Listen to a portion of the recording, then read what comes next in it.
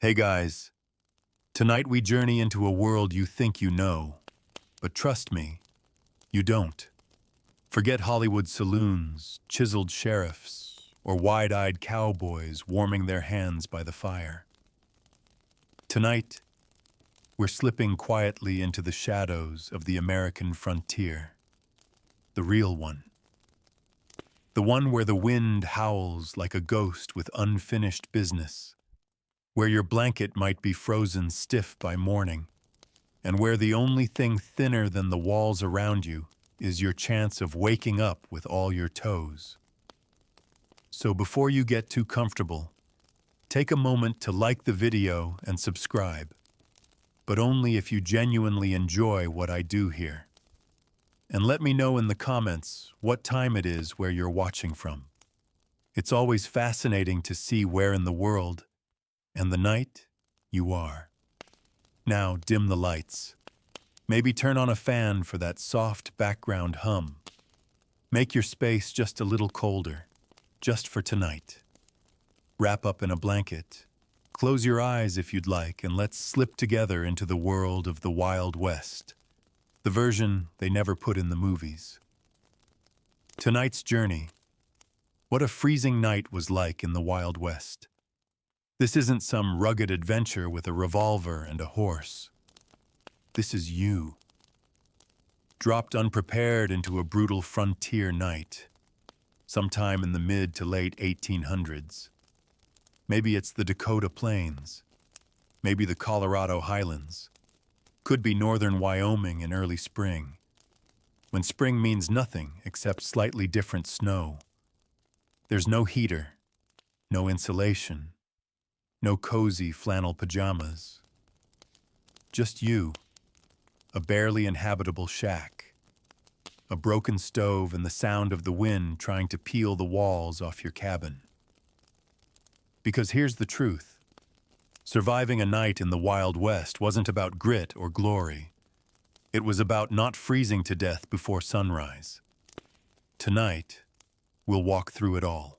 From the moment you wake up in that icy bedroll, to the kindling that won't catch, to the outhouse visit that might give your kidneys stage fright, to the boots frozen solid, to the quiet, creeping fear that no one is coming to help if something goes wrong. We'll talk about the drafty cabins, the underfed horses, the mysterious sounds in the dark, and the strange rituals people developed just to stay alive one more night. You'll see how children, widows, cowhands, miners, and travelers each faced a different flavor of cold, and why many people who made it through the frontier winter didn't so much conquer it as simply outlast it. It's going to be cold, it's going to be dark, and it's going to be very, very quiet, except for the wind. The wind never really stops out here, so pull that blanket up a little higher. Picture yourself tucked under stiff wool, breathing into cupped hands, watching your own breath fog in the moonlight. And remember, no matter how cold it feels where you are, it's nothing compared to what's coming. Because in the Wild West, the nights didn't just chill you, they challenged you. You wake up. You don't know what time it is. There's no clock, just a sliver of moonlight pushing through the crooked wooden slats of your cabin wall, and the immediate, overwhelming sensation that you are freezing from the inside out. Not cold, frozen. That deep, painful kind of cold that makes your teeth ache before you've even moved your jaw. Your blanket, if you can call it that, is stiff as a barn door. It crackles when you shift under it, the damp from your breath frozen solid overnight. The quilt's wool fibers have fused together into a single, unyielding mat of misery. You pull it tighter, even though it doesn't help. It's not warmth you're trying to find. It's denial. The bed underneath you is just a wooden platform. No mattress, just a layer of straw stuffed into a burlap sack. You shift again, and it crunches beneath you. Old straw, dry and brittle, mixed with dirt, bits of bark, and the occasional splinter that's been slowly working its way into your back for the last 2 weeks. You didn't sleep. Not really. You just waited for time to pass. You closed your eyes against the wind screaming through the cracks in the log walls, layered your clothes under that crusty quilt, and tried not to think about how close you were to hypothermia. Your feet are numb, have been for hours. You don't dare touch them. You're scared you might not feel anything at all. The air in the cabin is still, but sharp. So sharp it stings your nose just to breathe it in. You inhale through your mouth instead, dry and shallow, like you're afraid the cold will crawl down your throat and settle in your lungs, which, if you're not careful, it will. You reach your hand out of the covers, slowly. The air outside the blanket is colder than inside your boot. Your fingers seize up almost instantly, stiff, red, trembling. You fumble for your lantern, but you already know it's useless. The oil froze. Again. Your breath hangs in front of you, a thin cloud that glows briefly in the moonlight before vanishing into the dark. Somewhere outside you hear it, the slow groan of the wind shifting through the trees, creaking, bending, always whispering something you can't quite make out. You sit up. That's the hardest part. Your joints don't want to bend. Your knees feel like iron hinges rusted in place. Your back cracks.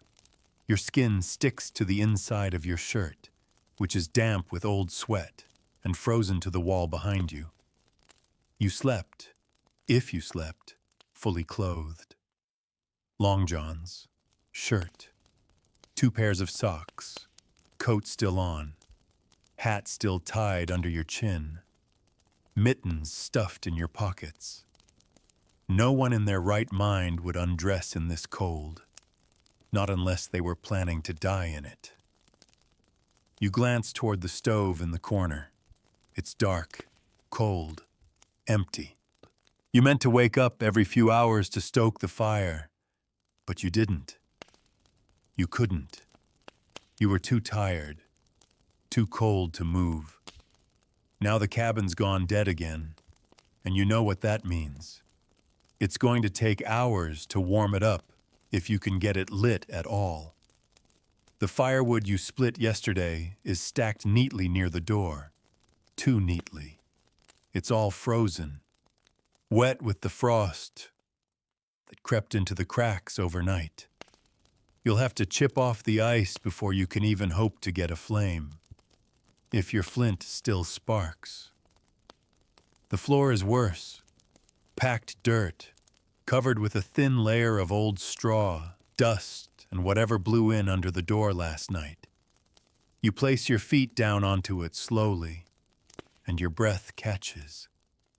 The floor feels colder than the outside air, like you're stepping on solid ice, like the earth itself is trying to reclaim you. Your boots are beside the bed. You left them near the stove last night, hoping they'd stay warm. They didn't. The leather is frozen stiff. The laces are like iron wires. You slide your feet into them anyway. It takes effort. Your toes feel like glass. And try not to think about how long it'll take to thaw them out. You stand, finally. Every muscle in your body protests.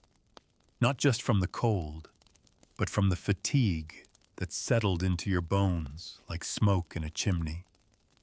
Your breath fogs the air around you. You can see it curling up to the rafters, where the frost hangs like cobwebs. Outside the walls, the wind picks up again. You hear it whistle through the gaps in the wood under the door, through the roof beams. It sounds like someone breathing, slowly and deliberately, like the night is alive and watching. Your water bucket, you keep it inside to keep it from freezing, has a solid layer of ice on top, thick enough that you can't break it with your hand.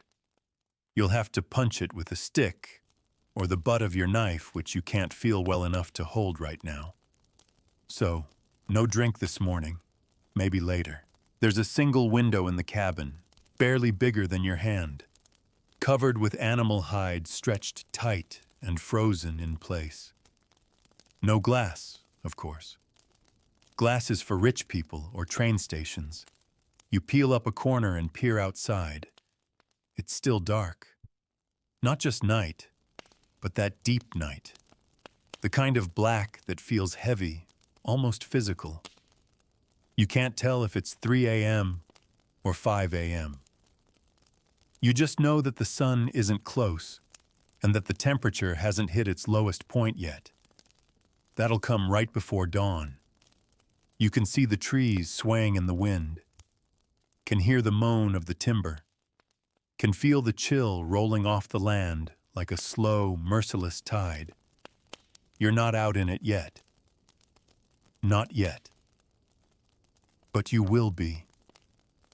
Because the outhouse is out there, and the firewood is out there. And eventually, if you want to survive another day in this freezing, splintering, God-forsaken corner of the frontier, you will have to be out there too. But not just yet. For now, you stand there, in your cabin that feels more like a coffin with a stovepipe. You stretch your aching arms.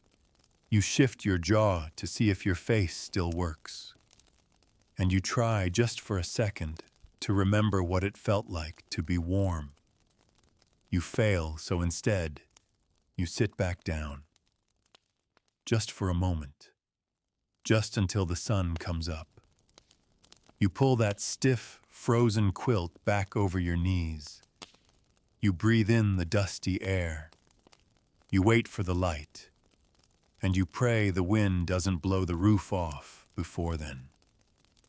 Welcome to morning in the Wild West. You made it through the night. You hope. You don't so much get out of bed as escape it. The blanket cracks when you peel it off, flakes of ice and hay dust falling around you like dirty snow. You brace yourself, pull on your boots with numb fingers, and walk slowly toward the corner where you keep the chamber pot. Because going outside right now is a death wish. It's not dignity that gets you moving. It's pressure. That slow, rising, undeniable reminder that your body still works, inconveniently, and often at the worst possible times. You reach for the pot and crouch, knees creaking like bad wagon wheels. No one talks about this part of frontier life, how the cold gets into your bladder, how every trip to relieve yourself is a negotiation between urgency and survival. You move quickly, trying not to breathe too deeply. The pot's iron rim is cold enough to burn. And when you're done, well, now what? There's no plumbing, no sink, no soap, just a wooden lid and the eternal hope that no one knocks it over before you can empty it later. You toss a handful of last year's sawdust on top and place the lid back, muttering a half prayer that you don't trip over it in the dark. Next stop, the stove. The fire, of course, is still dead.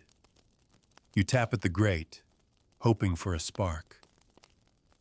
Nothing. Just ash and a stubborn echo.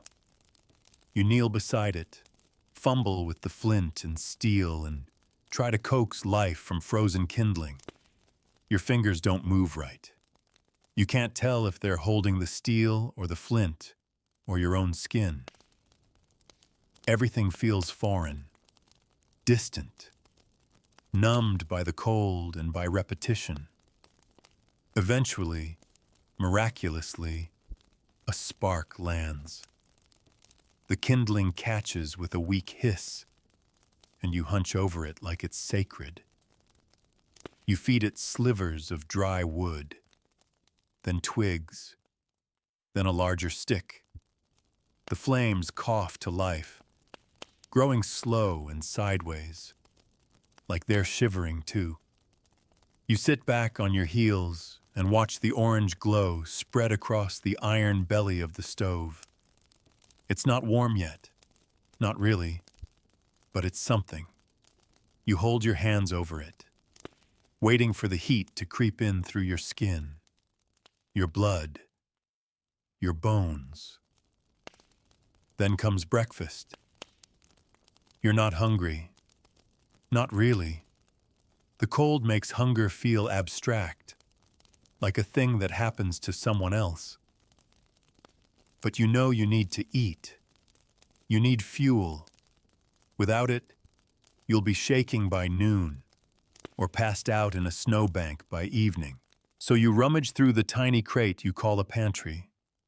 There's a bag of flour, a lump of lard, frozen solid in a tin, a potato that may or may not have gone soft, a jar of beans you cooked 4 days ago and have been reheating ever since. You choose the beans, you always do. You spoon them into a tin cup and set it on the stove. There's no seasoning left, no bacon grease, no salt even. Just cold, pasty beans and a faint hint of wood smoke. They bubble as they warm, thick and clumpy, like wet clay that forgot it used to be food. While they heat, you tend to your morning hygiene, if that's what you can call it. You pull out a basin and pour in water from the jug near the stove. You'd left it inside, so it's only half frozen. Progress. You break the crust of ice with a spoon and splash some water into your hands. It's so cold, it makes you curse out loud. The sound startles the silence. You wash with a scrap of cloth, not soap, just water, friction, and stubbornness. Face, neck, behind the ears. You rub hard, not to clean, but to wake yourself up. There's no toothbrush. You chew a pine twig, scraping it along your teeth, spitting the sap into the corner of the hearth. You swish your mouth with a sip of water and spit that too. It tastes like rust and pine and regret. Then comes your hair, or what's left of it. If you're a man, it's just a mess under your hat. If you're a woman, it's braided, knotted, pinned, or not. No one's looking. Not really. And if they are, they've got nothing better to do. You run your fingers through it once and call it a job well done. There's no mirror. You haven't seen your face in a week, maybe longer. You know you look tired. Gray. Not old exactly. Just worn. Like someone carved your reflection out of driftwood and left it in a barn too long. The beans are ready, or hot at least. You sit on a wooden crate and eat slowly, spoon scraping against the tin cup. Every bite is chewy, bland, and thick with the taste of resignation. You chew anyway, because you have to, because you'll need every calorie to chop wood, fix the fence, dig out the goat pen, and maybe, just maybe, ride into town if the weather permits, which it probably won't. You drink the last of the bean juice like it's coffee. It's not, but it's warm, and that's worth something. Then you rinse the cup with a bit of hot water and wipe it out with the same rag you used to wash your face. You don't think about it. There's no such thing as clean, only less dirty than yesterday. Now, the boots. They're still stiff, the leather cracked and dry from the fire, but better than frozen. You jam your feet inside, wince at the pressure, and start lacing. Your fingers are a little more mobile now. The fire helped. Barely. You layer on a second coat, wrap a scarf around your neck, and pull your hat down over your ears. Not for style, not even for comfort, just for survival. You check your pockets. Knife, flint, handkerchief, coin pouch with nothing in it. Everything's where it should be. You blow out a slow breath. It fogs the air in front of you again, this time warmed slightly by beans and firelight. Then you open the cabin door. The cold rushes in like a living thing. It slaps your face, reaches down your collar, curls around your ankles. It smells like snow, pine, and pure indifference. You step outside and hear the snow crunch beneath your boots. That brittle, dry crunch of deep cold and hard-packed layers. You head to the outhouse now. There's no avoiding it. The path is slick. The seat is a wooden ring that might as well be carved from ice. You hold your breath. You move fast. You try not to think about it. No toilet paper, just a rag. Frozen stiff. You finish, wince, and head back inside. Once the door shuts behind you, you exhale. You survived the worst part of the morning. No soap, no toothpaste, no hot shower, no indoor plumbing. Sarnton. Just you, the stove, the cold, and a body that continues to insist on living. Tomorrow, it'll be the same. Maybe colder. Maybe not. But for now, the fire is alive. Your boots are on. Your belly is half full. And the sun, that stingy golden coward, is finally starting to rise. Just a sliver. Just enough to make the frost on the window sparkle. The cabin you call home is not a home. It's a structure. A collection of crooked boards and hope. Something between a shack and a very determined pile of lumber. Technically, it has 4 walls. Technically, a roof. But the word shelter is generous. The gaps between the logs are stuffed with mud and straw. The old-fashioned way, the cheapest way. The mixture dried, cracked, and pulled away long ago. Cold air seeps through like water through cloth. You tried patching it last fall. You told yourself you'd fix it proper before winter. But winter came early. It always does. The wind finds every hole in the wall like it's playing hide and seek with your sanity. Sometimes it whistles. Sometimes it howls. Sometimes it just moans low and constant, like the house itself is groaning under the weight of the cold. The door doesn't shut right. It swells in the summer and shrinks in the winter, and right now it's just barely hanging on the hinges. You had to wedge a wedge of firewood against it from the inside last night to keep it from blowing open. There's no lock, just a latch, if you're lucky. But locks aren't what you worry about out here. What you worry about is the draft, and the mice, and the sound of something scuttling in the rafters that might not be mice. There's one tiny window in the whole cabin. It's covered with stretched, oiled animal hide. Translucent, not transparent. The light that comes through is pale and watery. A sunbeam soaked in dishwater. You can tell if it's day or night. That's about it. The roof is made of shingles, theoretically. In reality, it's a patchwork of old boards, leftover bark, and wishful thinking. It leaks when it rains. It groans when the snow piles too high. Sometimes in the middle of the night, you hear it crack. That soft, terrifying pop of timber giving just a little too much. You sleep light. Because one day, that roof might come down. The floor is dirt, hard-packed, uneven. In the summer, it turns to dust. In the winter, it becomes a frozen slab that pulls the heat right out of your feet. You spread old straw to cover it, but the straw just collects mud and mouse droppings and turns into compost by February. Some folks dig a trench in the middle for drainage. You haven't done that yet. Maybe next year. Your clothes aren't doing much better. You wear the same outfit every day, not because you want to, but because it's the only one you've got. One shirt. Two, if you're lucky and resourceful. Wool, if you can afford it. Cotton, if not. Threadbare in the elbows. Mended in the armpits. Stained in ways you stopped trying to explain to visitors months ago.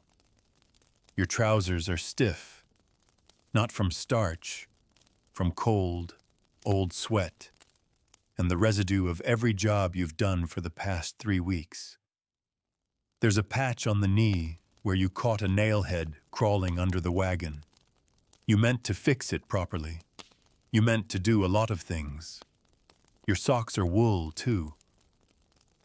Holy, and not in a spiritual way. You learned to darn them with twine once the original threads gave out. They're thick, coarse, and itch like fire ants, but they're all that's standing between your skin and frostbite. Underwear? Optional, and rarely clean. Your boots, if you're fortunate enough to have boots, are heavy, worn, cracked around the edges. One sole is loose. You stuffed a piece of tin between the layers to keep out the snow. It works, barely. When the leather gets wet, and it always gets wet, it stiffens overnight and becomes a wrestling match in the morning. You've pulled a muscle just trying to put your foot in before. Then there's the coat. It's made of buffalo hide if you're lucky, sheepskin if you're poor, and canvas if you're desperate. Lined with fur if you had a good year, or rabbit pelts if you didn't. Heavy, stiff, and always cold when you first put it on. Takes a solid hour of body heat to feel anything resembling warmth. You wear a scarf, too, or something like it. A rag, a length of burlap. Maybe an old pillowcase you tore into strips. Anything to block the wind from cutting straight down your spine. And the hat. Always the hat. Wide-brimmed in the summer, fur-lined in the winter. Keeps the snow off your ears, the sun off your neck, and the lice mostly where they belong. Most days you smell like a combination of smoke, sweat, old leather, and desperation. And the wild thing is, that's the best-case scenario. That's clean by frontier standards. Laundry, huh? You wash your clothes in a stream when the ice breaks, if the stream hasn't flooded. You beat them with a stick, dry them on the fence line, and wear them again before they're actually dry. Because once you're wet out here, you stay wet. Which is how people die. Your cabin doesn't have a wardrobe. It has a hook, maybe 2. Maybe a bent nail on the wall where you hang your coat, your scarf, your hope for spring. There's no chest of drawers, no shelves, just a crate in the corner with socks, mittens, a tin of lard, and a shirt you're saving for church. If there's a church, if you ever make it there. Sometimes you see your reflection in a puddle outside the cabin. You barely recognize it. Wind-chapped lips, red cheeks, a line of dirt across your jaw from where your scarf rubs. Your face looks 10 years older than it did in town. And that was just 2 winters ago. The Wild West doesn't age you. It erodes you. Like wind on rock. Every gust, every frost, every night spent curled up beside a dying fire instead of sleeping in a bed. It wears you down. Layer by layer. until the person you used to be is buried under clothes that barely fit, in a cabin that barely stands, in a land that barely forgives. And still, you dress. Every day, you pull on the boots, you wrap the scarf, you shove your hands into mittens with holes in the fingers and go outside. Because you have to, because the fence broke, because the horse is hungry, because the roof is leaking, because the wild doesn't care how tired you are, and it never, ever says thank you. The cold doesn't care that you didn't sleep. The chores don't care that your fingers are numb. The land doesn't care that you're tired or lonely or slowly falling apart inside. Survival doesn't pause because you had a rough night. The moment your boots hit the frozen ground outside, the day begins. Not with a bell or a whistle or a list of tasks neatly written on a clipboard. No. Out here, the day begins with silence, heavy, endless, and full of work that waits for no one. You start with the woodpile. The fire inside might have survived the night, but it won't last the morning without fuel. And the logs stacked behind the cabin are frozen together like bricks in a wall. You grab your axe and pry them loose one by one. Your gloves are too stiff to help, and your hands go raw in minutes. You try not to think about how many more cords you'll need to split before spring. Just focus on the one in front of you. The axe handle is slick with frost. You spit into your palms and swing. A sharp crack echoes across the yard as the wood splits, reluctantly. Another swing, then another. You find a rhythm, split, stack, repeat, until your back groans and your breath comes in short clouds and your ears burn with cold sweat. Then it's time for the animals, if you have any left. The chickens are first.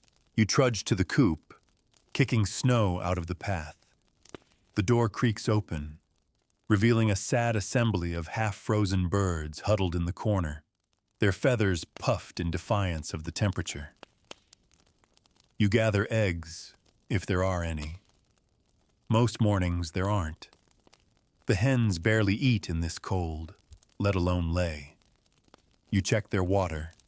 It's ice, again. You chip it out with a stick and pour in fresh from the bucket you heated by the fire. It'll freeze again by noon. That's just the rhythm. You throw them feed and move on. The goat, assuming she hasn't starved or run off into the woods, is next. Her shed is barely more than a box with a door, and she's bleating softly, hooves tapping nervously on frozen earth. You check her for signs of frostbite, rub her ears to warm them, and mutter nonsense under your breath. She listens like she understands. You milk her if she'll let you. Some mornings she doesn't. Some mornings she kicks the pail clean across the yard and stares at you like you're the one who ruined her life. Fair enough? You haul the pail back to the cabin and leave it by the fire to keep from freezing. It won't last long. By now, the sun has risen. Barely. Just a pale smear behind the clouds. Not warm enough to thaw the snow. Just enough to remind you how long the day is going to be. If you're a homesteader, you've got no time to waste. There's a fence that needs mending, a roof that leaks, traps to check, water to haul, and a whole host of small disasters waiting just outside your line of sight. If you're a cowhand or ranch worker, you're already behind. Your day starts with frozen saddles and half-starved cattle. The horses are skittish, their nostrils steaming as they shift in the cold. You wrestle on tack with stiff fingers, cinch the girth, and climb into a saddle as hard and cold as a cast iron skillet. You ride out into the white nothing, not for leisure, not for sport, but to count heads, and hope you don't find anything dead. The cattle huddle together in the low ground, steam rising from their backs, eyes glazed with boredom and frost. Some have wandered. You follow tracks through the snow, over hills, across ice-slick creek beds, muttering curses at whatever part of your soul thought this life would be honest work. If you're a trapper, you check your lines. You trek out into the woods, boots crunching through crusted snow, rifle slung over one shoulder, hat pulled low. You follow trails marked with memory and instinct. No signs, no maps, just the shape of trees and the bend of the land. Some traps are empty. Some are sprung with nothing inside. Some hold prizes, rabbits maybe, or worse, raccoons you have to finish off by hand.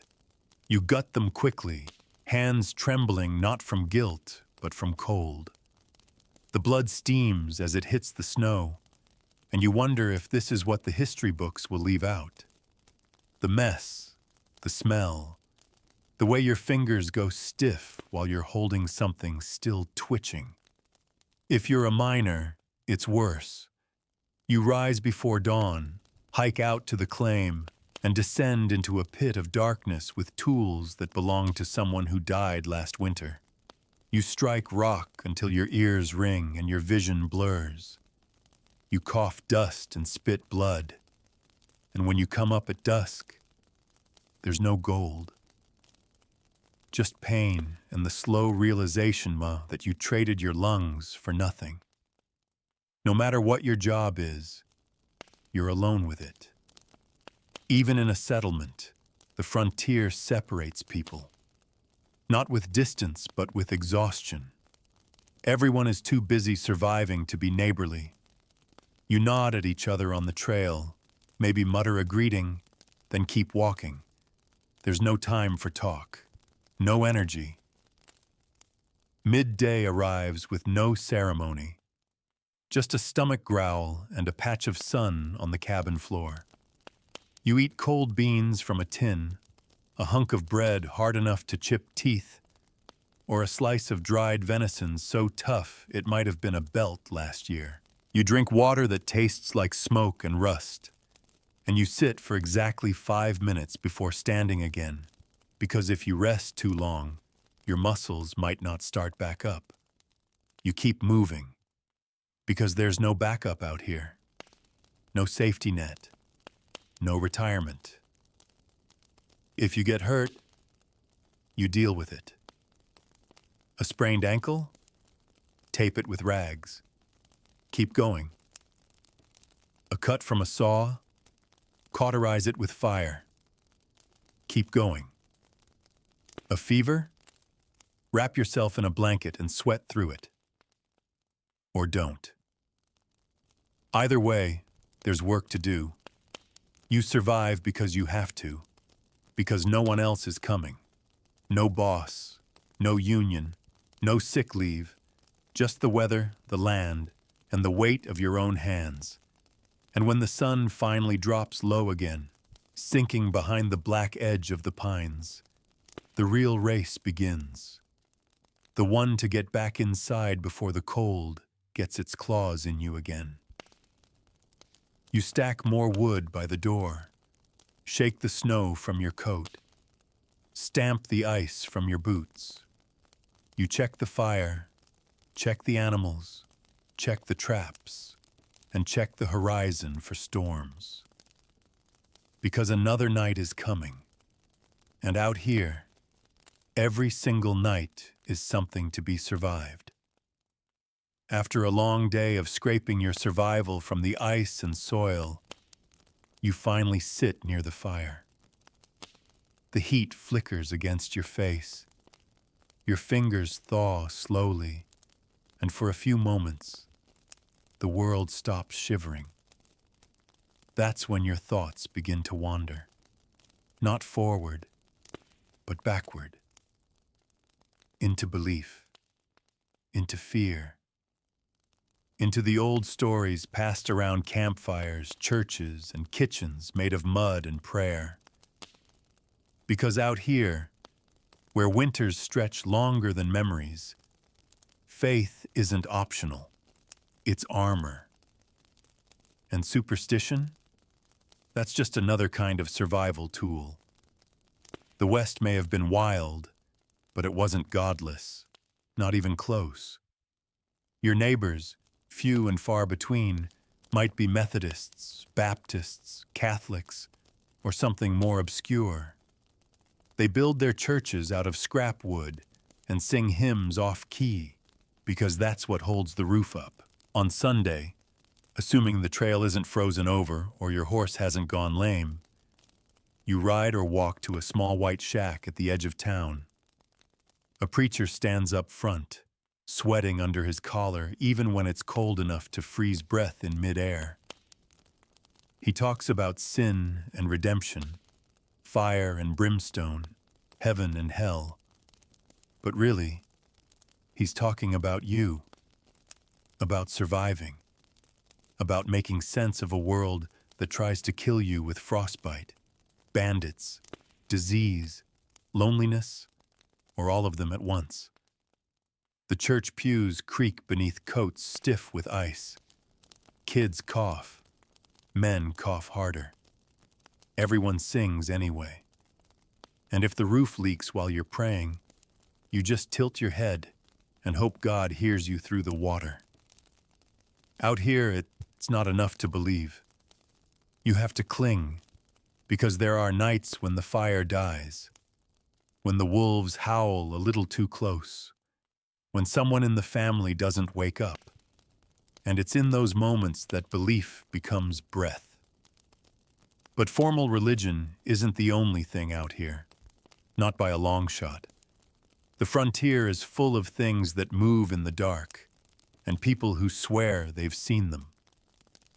Maybe it's just the cold playing tricks on the brain. Maybe it's the isolation.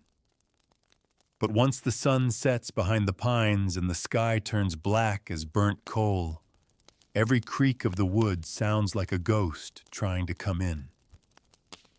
You've heard the stories. Everyone has.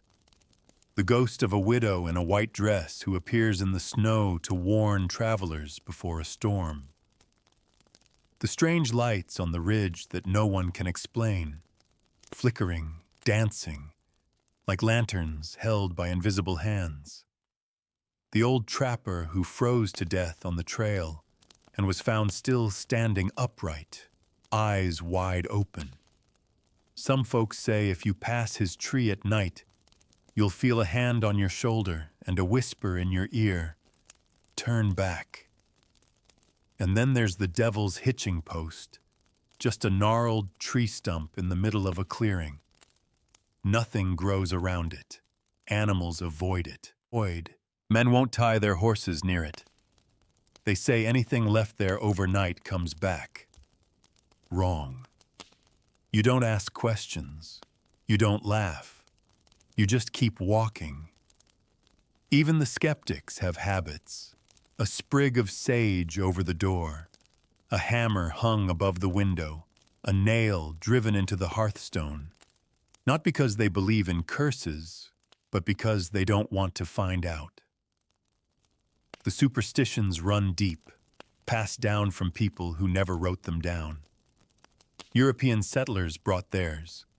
Black cats, broken mirrors, evil eyes. Native tribes had their own, older and tied to the land. Spirits in the rocks, whispers in the wind, rules about where you step and when you speak. And when cultures met, often violently, some of those beliefs blurred, merged, became strange hybrids of Christian scripture and ancient warnings. You've seen people burn herbs in the doorway while reciting the Lord's Prayer. You've watched a woman bury her child's teeth under the doorstep so his spirit wouldn't wander. And you've heard of towns that won't ring a church bell after dark, because bells are for the living, and anything that hears it might answer. The wind itself feels like a sermon sometimes. It wraps around your cabin and hisses through the eaves like it knows your name. You catch yourself listening for meaning, for omens. A sudden stillness? Bad luck's coming. A gust down the chimney? Someone speaking ill of you? An owl landing on the roof? Death. Soon. You know it's silly, you do. But when the wind rises and the sky goes violet and the trees start groaning like old bones, you find yourself reaching for that little cross tucked in your shirt, or lighting a candle, or whispering something you don't even remember learning. Because just in case, even your tools become talismans. That knife your father gave you before he died. The hatchet with the chip in the handle you swear keeps coyotes away. The silver dollar you keep in your boot, even though it's never once bought anything. You believe in them, not because you're foolish, but because you're cold and tired and human.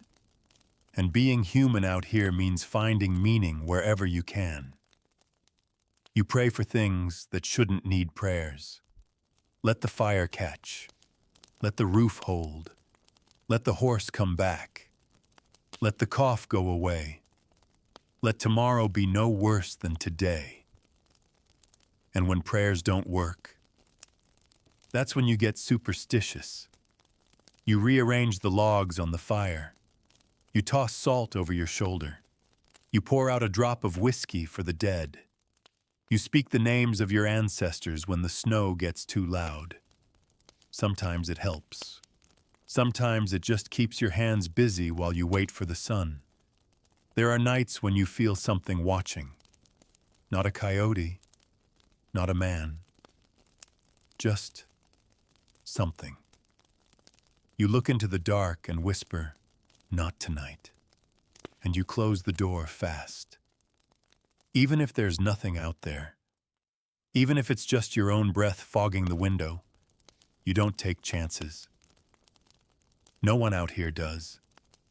Because the cold doesn't just freeze your body. It gets into your mind.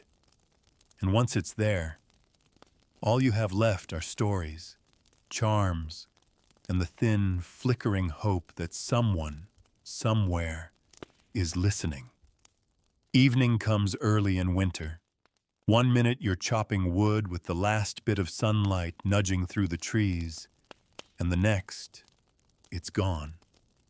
Swallowed by a sky the color of slate and regret. The temperature drops like a thrown axe, fast, unforgiving.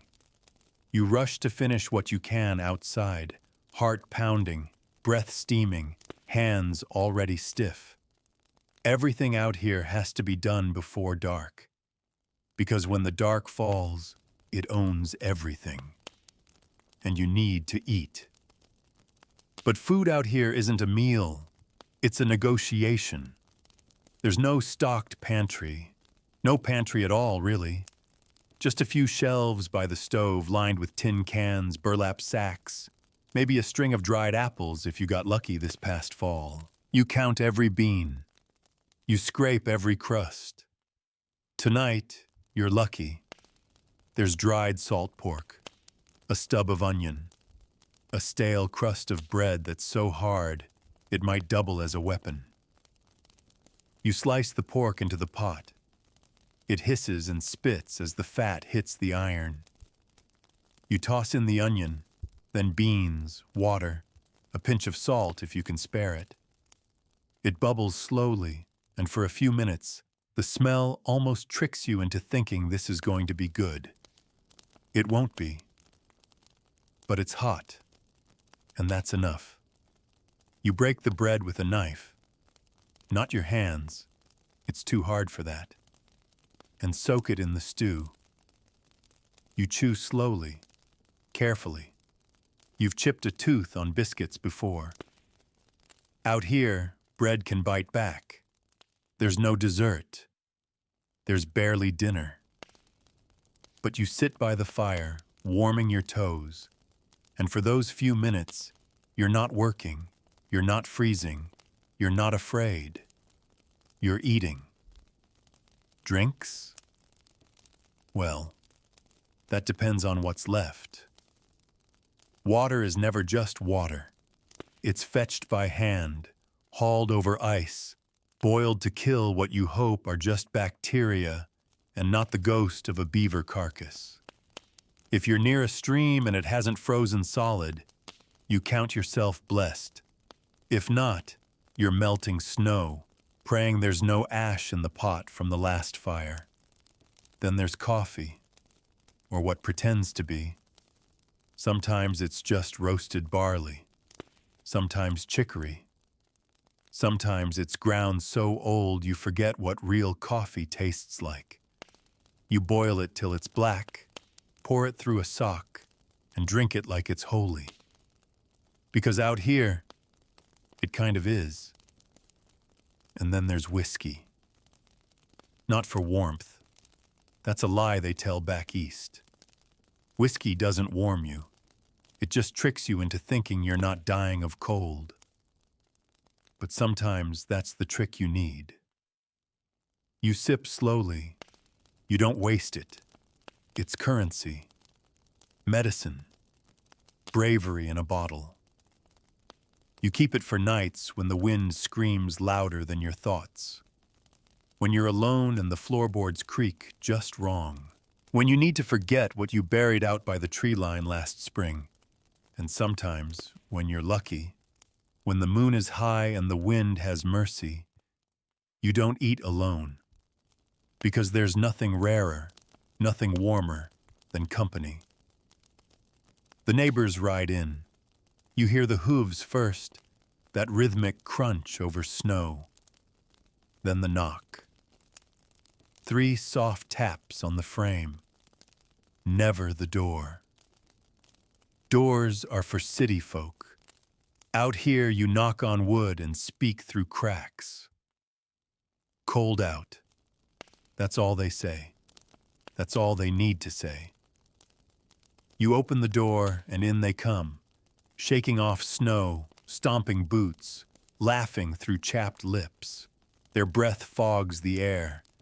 They stamp their feet near the stove, pull off gloves with teeth, hang coats on nails hammered into the wall. You share what you have.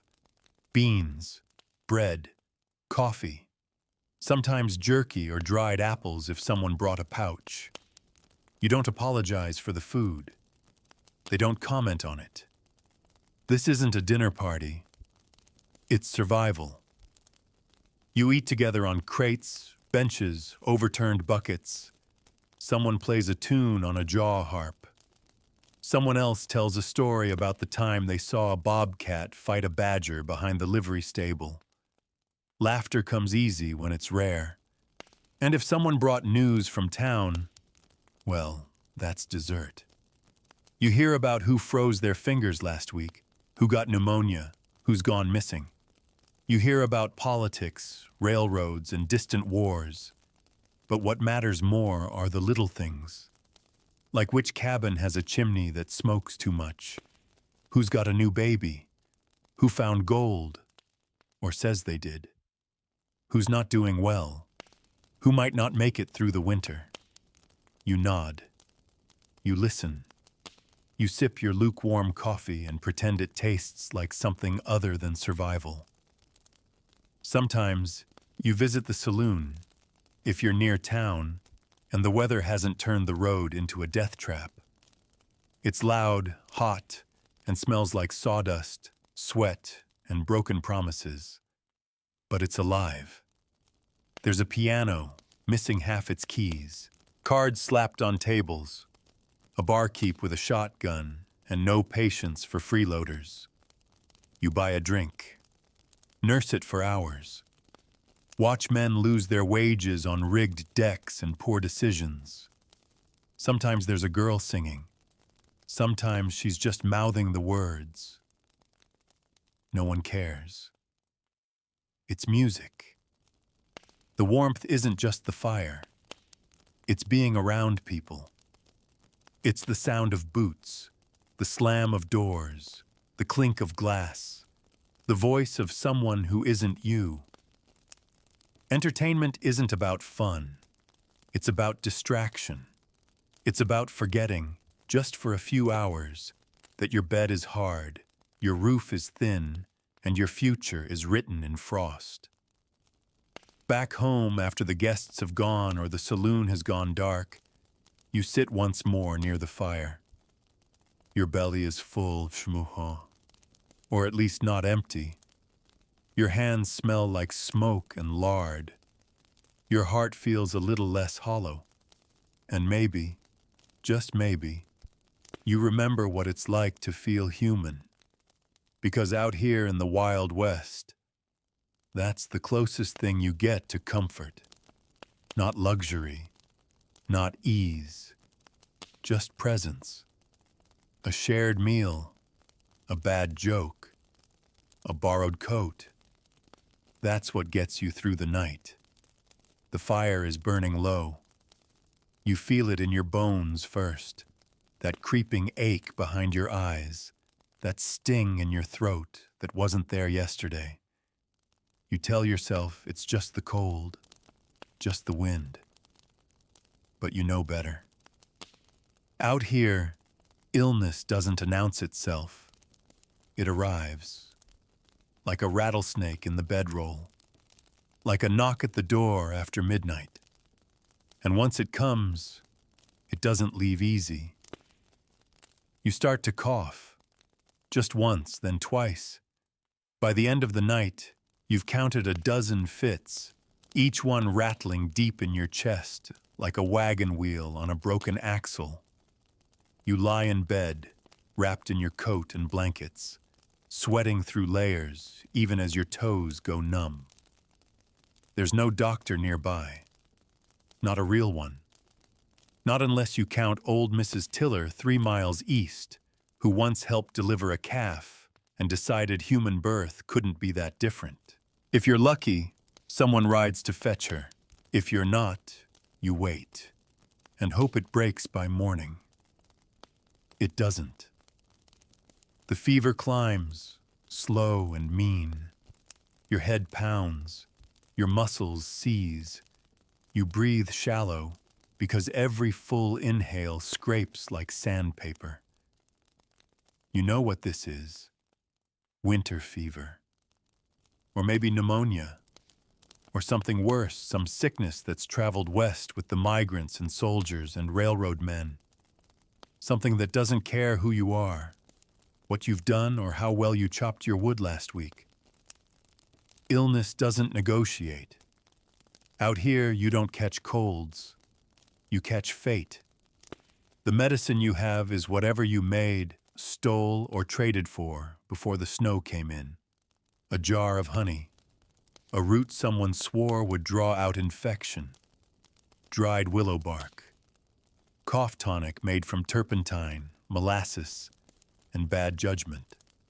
Sometimes the cure is worse than the disease. You drink it anyway. You burn sage. You boil pine needles in water and breathe the steam. You wrap hot bricks in cloth and press them to your chest. And when none of that works, you start to pray. Even if you haven't in years. Even if you swore you were done with God when your brother froze to death last December with one boot on. Because prayer is free. And desperation always finds religion. The danger isn't just for you. In a one-room cabin, everyone breathes the same air. The same frost-bitten, recycled, barely humid air warmed by a fire that might go out while you're coughing in your sleep. If you're sick, everyone else soon will be. Your children, your spouse, your neighbor who came by to borrow coffee and left with a death sentence. And there's no hospital to go to, no clinic to wait in. Just your bed, just the stove, just whatever's in the cupboard and the strength you can summon from your bones. People die quietly here. sometimes in the middle of the night, sometimes while sitting upright, staring at the fire. Sometimes they don't even call for help because they know no help is coming. And when they go, they don't always get a funeral. Sometimes just a shallow grave under frozen earth. A few words, a wooden cross. And then back to the chores before the weather turns again. You learn to carry grief like kindling, tight to your chest, splinters in your skin, but you don't let it drop. There's no time. You might cry later. You might not. Even childbirth isn't a guarantee of joy. It's a gamble. You've seen it. Women giving birth in a bed of hay, blood soaking into the straw, screaming through clenched teeth while someone holds a lantern and someone else tries not to look away. Sometimes it goes fine. Sometimes it goes sideways fast. There's no anesthesia, no sterile tools, just boiled water, rags, a knife, and prayer.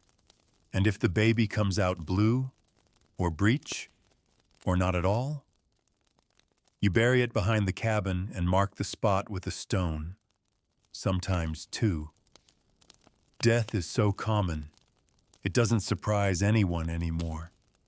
What surprises them is when someone survives, like that old trapper who got bit by a snake and just sweated it out under a pile of blankets for 3 days until he stood up and asked for stew. Or the widow down the ridge who broke her hip and still limps to church every Sunday, rain or snow, as if daring God to try again. The body is fragile, yes, but sometimes it's stubborn. Still, the fear never really leaves.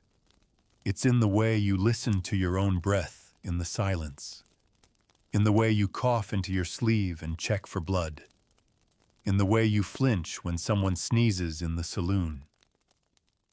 You've seen too many good men carried out of town in a pine box because they caught a little something and didn't take it seriously. No one calls it influenza. They just say, he took ill. She went under. They faded. And everyone nods. Because they understand. Because it could be any of them next. The remedies people cling to are half medicine, half magic. Tinctures, tonics, elixirs sold out of wagons with promises too big to fit on the label. Snake oil with Latin on the bottle and desperation in the pitch. Does it work? Sometimes. But most of the time, it's just alcohol and sugar and lies. The kind that keep a man hopeful long enough to forget that hope is what kills you out here. Some believe in bloodletting. Some in poultices of onion and lard. Some in just wrapping tight and sweating it out. Never mind that sweating in this cold is a one-way ticket to frostbite and fever. And if the illness doesn't get you, the injury might. You can't go a week without someone gashing their leg, cutting their hand, falling from a horse, getting caught under a wagon, or shooting themselves in the foot, trying to fix a rusted rifle. And there's no ER, just rags, whiskey, stitching with fishing line, and maybe someone who remembers what a tourniquet is. You've seen men dig bullets out of their own legs with knives.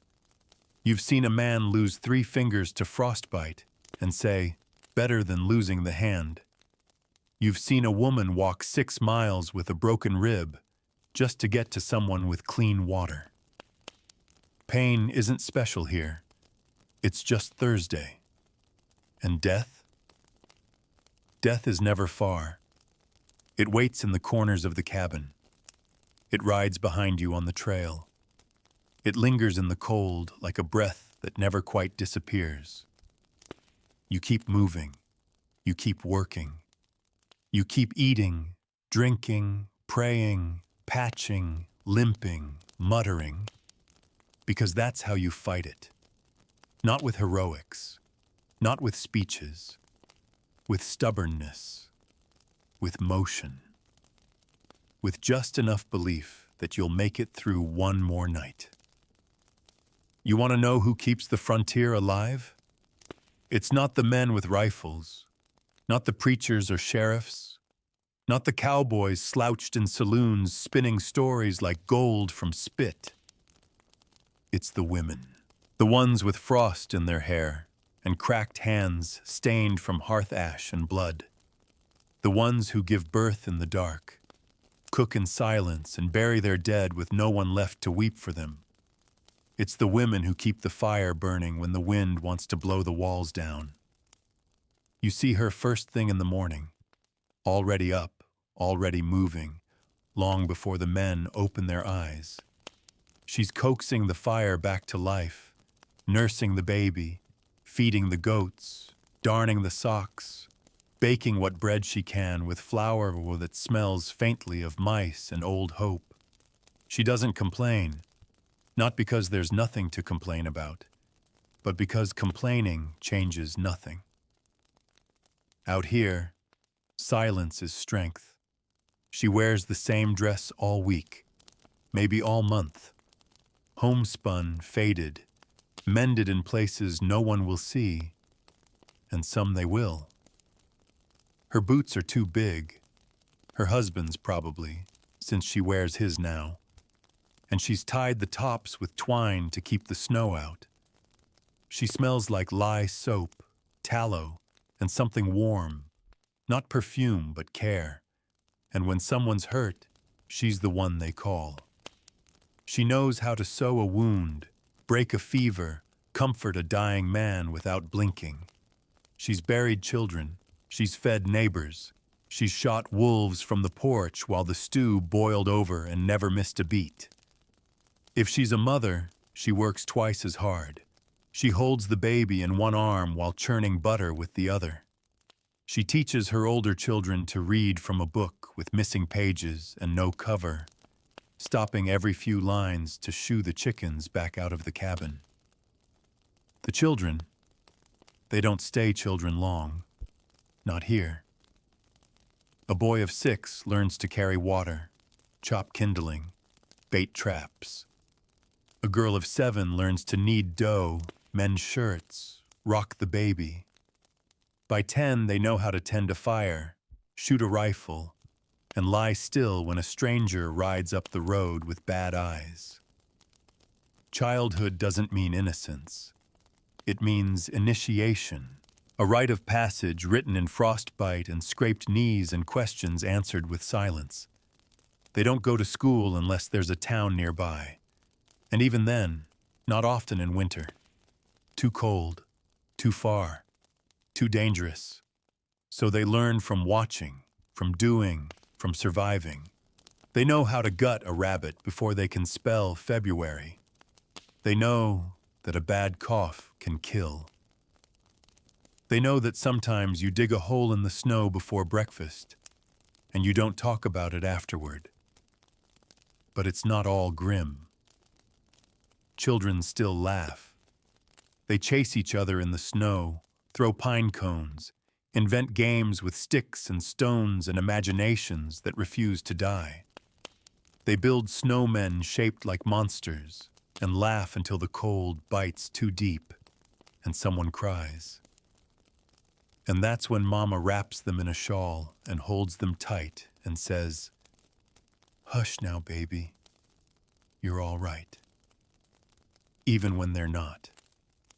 Even when the winter's too long and the cough won't go away and the stew tastes like nothing but melted hope. Because lying kindly is one of the jobs she's learned to do. Fathers are there, sometimes, when they're not away on cattle drives or hunting or dead. The West has too many graves marked beloved husband and too many wives learning how to hammer shingles in silence. The family, when it's whole, is a working machine. Everyone has a role. Everyone matters. There's no room for idleness, no room for ego. You eat what's served, You wear what fits. You speak when spoken to. And when someone's missing, the whole structure wobbles. When a child dies, and they do often, it's a quiet collapse. You see it in the way the mother moves slower, in the way the father doesn't look at the crib, in the way the siblings go quiet during chores. No one talks about it much. They just mark the grave, say a prayer, and carry on. Because there's still another mouth to feed, still wood to chop, still a roof to hold down before the next storm. Grief doesn't get time off out here. It has to walk with you. If there's joy in the house, it's small and stolen. A warm pie on Sunday. A letter from back east. A new calf that didn't freeze to death. A song hummed while sewing. A baby's first laugh. A husband home safe. There's no holiday without work. No day off without guilt. But still, they try. Some families read the Bible together each night. Some sing. Some just sit in silence by the fire and listen to the logs pop while the snow taps the roof like fingers. And in that silence, in that stillness, you understand something. Love isn't soft out here. It's hard. It's earned. It's wrung out of exhaustion and shared bread and holding each other up when your knees want to give out. Marriage isn't about flowers or poetry. It's about teamwork. About handing the shovel to the other person when your own hands bleed. About knowing when not to speak. About sewing their shirt while they bury your father. And the children? They grow into what they see, if they live long enough. Sometimes that means another generation of fighters, builders, survivors. Sometimes it means leaving, walking away from the cabin and the wind and the weight of 1,000 winters and heading east or south or anywhere that doesn't smell like old wood smoke and cold skin. But some stay. Because even here, in this hard and frozen world, there's beauty. It's in the way a mother tucks a child under a quilt made from scraps. It's in the way a father lifts his son onto his shoulders to see the stars. It's in the laughter that slips through cracked lips, even when the stew is thin and the wind is thick. This is family on the frontier. Held together by thread and faith, torn by weather and chance, but stubborn, always stubborn, in its will to live. Afternoon on the frontier doesn't bring relief. It brings confrontation. Because by this time of day, the cold has worn everyone down. Nerves are raw, muscles ache, food's running low, patience non-existent. You can feel the tension in the air, sharp and brittle, like ice on glass. One wrong word, one misplaced look, and the whole thing could shatter. Because life out here isn't just hard, it's unfair. Some men own land, others squat. Some arrived with money, horses, family names carved into courthouse stone. Others arrived with only a blanket and a busted compass. And those differences? They matter. They show in the way people walk, talk, treat each other in town. You see it when you ride into the settlement. The storekeeper greets you, unless you're poor or brown or the wrong kind of foreign. Then he just stares, makes you wait, weighs your flour with a slow hand like he's doing you a favor. Out here, manners are currency, but justice is still paid in bias. Cowhands with empty pockets get accused first. Women get dismissed before they've even spoken. Native people get looked at like ghosts or threats. And the law? The law is just a man with a badge and a bigger gun than yours. If you're lucky, the sheriff is sober. If not, you hope he doesn't notice you. Justice is flexible in the Wild West, bent by money, mood, and memory. People settle things themselves more often than not, with fists, with knives, with the kind of cold silence that lasts for years. Disputes don't go to court, they go to graveyards. A broken fence can turn into a feud. A missing cow can lead to a gunfight. A stolen axe can be answered with a beating, and no questions asked. There's no third party to call, no hotline, no paperwork. Just revenge and regret, trading places like cards in a gambler's hand. And still, you work, because the sun's still up, and the firewood won't stack itself. You chop, sweat freezing to your skin.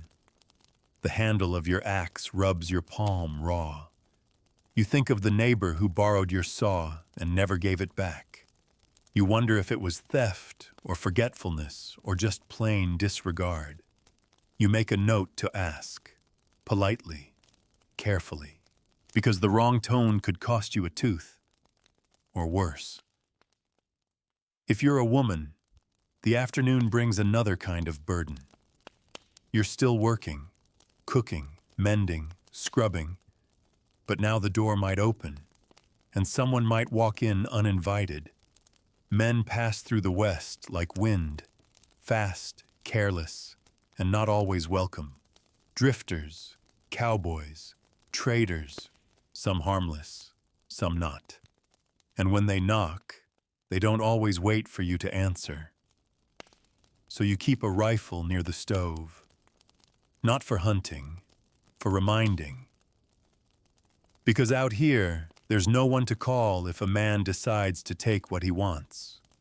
Only yourself, your grit, your ability to stare down danger with your hands still covered in biscuit dough.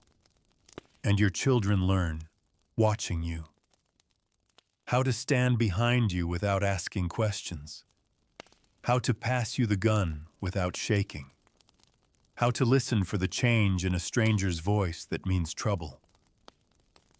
Out on the trail, the conflicts simmer too. Two men ride toward each other, hats low, eyes squinting through the cold sun. They nod, or they don't. Sometimes that's enough to start a fight. A horse grazed on the wrong patch of land. A boundary line nobody agreed on. A memory of a card game from 3 winters ago when someone lost too much and blamed the shuffle. The past doesn't die easy out here. It festers. You hear the stories. The farmer who shot his neighbor for poaching rabbits. The blacksmith who got stabbed over a spilled drink and bled out in front of the general store while folks argued over whose fault it was. The girl who disappeared one winter and was never found. Just a shawl in the snow and whispers that never stopped. And all the while, the sun keeps sliding west. The shadows get longer. The temperature drops again. And everyone's more tired than they were that morning. That's when mistakes happen. You forget to latch the barn door. You step on someone's boots at the trading post. You say the wrong name at the wrong moment. And someone decides you've disrespected them. Honor is brittle out here. Ego is kindling. And violence? Violence is always just under the surface, waiting for permission. Sometimes the church bell rings, not for a sermon, but a warning. Someone's been shot, someone's gone missing, or someone finally cracked after weeks of snow and hunger and silence. And no one's surprised, because everyone's on edge. The land demands too much. The people have too little. You want peace? You better work for it. You help your neighbor mend a fence, even if he never thanks you. You offer coffee to the drifter who looks cold and dangerous in equal measure. You teach your children to be quiet when men are angry and loud when the cabin is too still. And sometimes it works. Sometimes the tension passes like a storm that didn't quite touch down. Other times, it leaves something broken behind. A window, a bone, a trust you didn't have much of to begin with.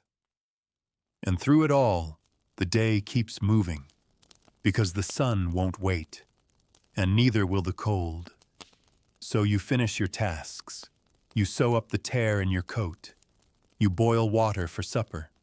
You close the shutters against the wind that's starting to sound like a voice again.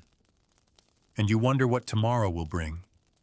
Peace, violence, or just another long day of keeping your head down and your heart steady. Because on the frontier, social conflict doesn't always explode. Sometimes it just tightens, like a frozen rope pulled taut around your ribs, a quiet pressure that never quite lets you breathe easy. The sun finally drops, not like it does in the city, gently, with color and ceremony. No, out here, it drops like a guillotine. One moment you can see, the next, it's gone. And the dark?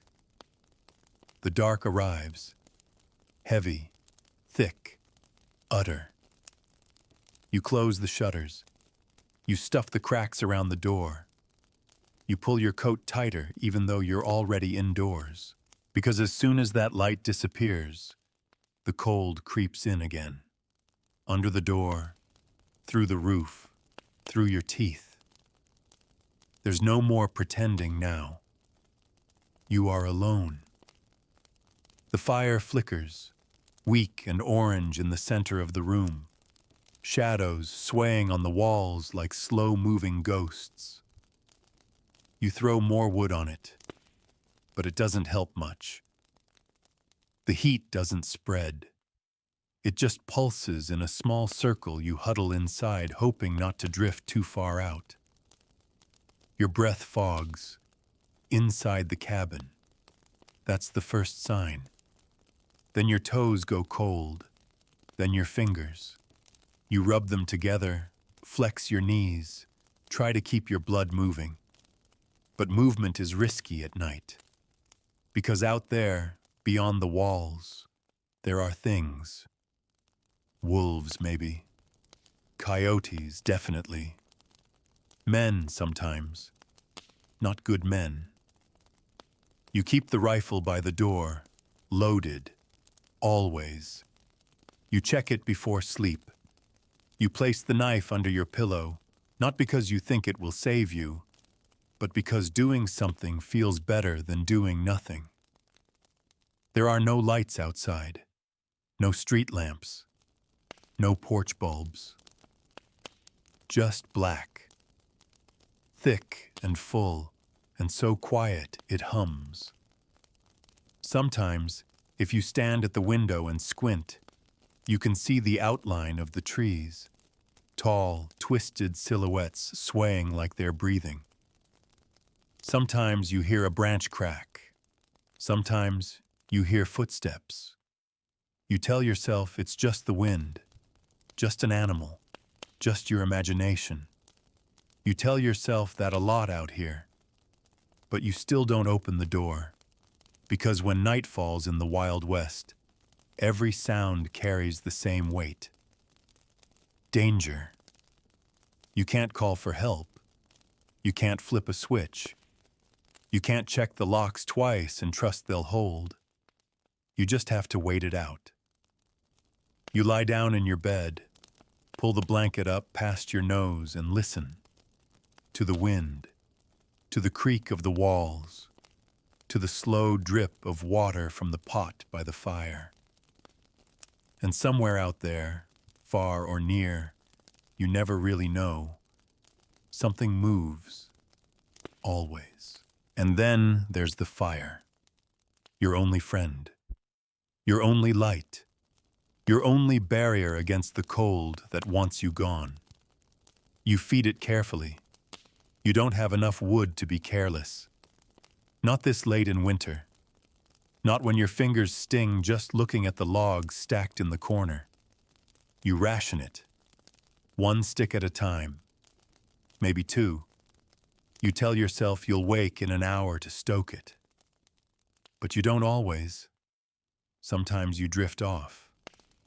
And when you wake, if you wake, the fire's out. And everything inside your cabin is white with frost. That's when the fear sets in deepest. Because death doesn't need a gun out here. It just needs you to stop moving, to fall asleep too long, to run out of wood, to trust the weather won't get worse. You've seen it before. The man who went out to pee and never came back, found curled like a baby near the barn, eyes wide open, lips blue. The woman who thought she could make it to town for medicine, whose horse returned without her, reins dragging in the snow. The boy who laid down to rest while trapping and never stood up again. Out here, the night doesn't threaten you. It waits quietly, patiently, just outside your door. And if the cold doesn't get you, something else might. A creak on the porch, a knock at the wrong hour, a figure standing too long in the woods, not moving. Sometimes it's just your neighbor, lost in the storm. Sometimes it's not. You don't ask questions at night. You don't open the door unless you have to. You don't go out unless it's life or death. And even then, you think twice. Inside, you tuck your children closer. You press your back to the wall, knife in hand, staring into the dark while your partner sleeps with one eye open. No one feels safe. Not truly. Because night on the frontier doesn't care who you are, doesn't care if you prayed, doesn't care if you worked hard, doesn't care if you're good. It only cares if you're warm enough, quiet enough, lucky enough. Sometimes sleep comes easy. When your body gives out from exhaustion and your mind stops fighting the fear. Sometimes it never comes at all. You just lie there, eyes wide, watching the fire fade, counting the seconds between the wind and the walls. And when sleep does come, you dream of better things, of heat, of food, of clean sheets and soft beds and doors that lock. You dream of waking up to warmth instead of warnings. And sometimes you wake in the middle of the night, heart racing, sweat freezing against your neck. And you wonder if you really woke up at all. You lie still. You listen again to the fire, to the wind, to the long silence of a world that wants to forget you. But you're still here. For now. Another night survived. Another round in the long, quiet war between man and wilderness. And as you drift back into that restless, half-aware sleep, you whisper the same words you said last night and the night before. Just let me see the morning. The fire's gone low now. Just a faint, glowing bed of coals in the stove's belly. Soft red light, fading slowly, like the last heartbeat of a long, cold day. You're still awake, barely. Not from fear anymore, not from the cold, but from the simple, aching hum of a body that survived too much in a single day. You made it through the morning frost, through the cracking of ice in the water bucket, through the stiff boots and the smoky hearth and the bitter mouthfuls of yesterday's beans. You made it through the work, through the endless bone-heavy labor of keeping warm, fed, safe. You made it through the whispers of superstition, the howling wind, the knock that might have just been a branch or something else. You saw the sun go down, heard the wolves sing in the distance, held your breath when the silence stretched too long. And now, you're here. Still breathing, still whole, still wrapped in the same heavy blanket, cold at the edges, warm at the core. Still staring at the wall, or the fire, or the darkness behind your eyelids, and thinking. Thinking of how fragile life was here, in the real Wild West. Not the one from the dime novels, not the one from the flickering reels and dusty old movie screens. The real one. The one where survival was a job, a religion, a sentence you lived out one frozen day at a time. And you didn't do it for glory. You did it for the people next to you, for the children asleep on the floor, for the goats in the shed, for the hope that maybe next winter wouldn't be so cruel. You did it for yourself, too, because giving up out here didn't mean failure. It meant death. And yet, people did it. Every single day. They woke. They worked. They whispered prayers under their breath and looked to the sky with cracked lips and chapped hands and eyes that had already seen too much for one lifetime. They held each other, even when they couldn't say the words. Even when their love was stitched together with silence and shared chores and small kindnesses that passed between hands, not mouths. They ate what they could. They laughed when it was safe to. They endured. They endured winters that split cabins open like dry wood. Winters that took babies and fathers and crops, and the horses tied too far from the fire. Winters that scraped the world bare, and then asked if you still wanted to keep going. And the remarkable thing, they did. You did. Because deep beneath the fear and frost and aching, there was always something else glowing low, like those embers in the stove. Resolve, not hope. Hope is fragile. Hope cracks. But resolve, that's the thing you carry when everything else has broken. That's what people had out here. That's what got them through the night. And you can feel it, can't you? That slow, steady rhythm beneath everything. The quiet insistence that even in a land this cold, even under a sky this vast, you still matter. Your warmth, your labor, your care, your voice. It mattered. Even when the cabin walls shook. Even when the world went silent. Even when your name never made it into the books, you mattered. And tonight, here, now, wrapped in the hush of this story, you can let go of it all. You can breathe again. You can close your eyes without listening for danger. Because you're not in the Wild West anymore. There's no draft in the walls. No wolves at the edge of the trees. No lantern to burn through the last of your oil. You're safe. You're warm.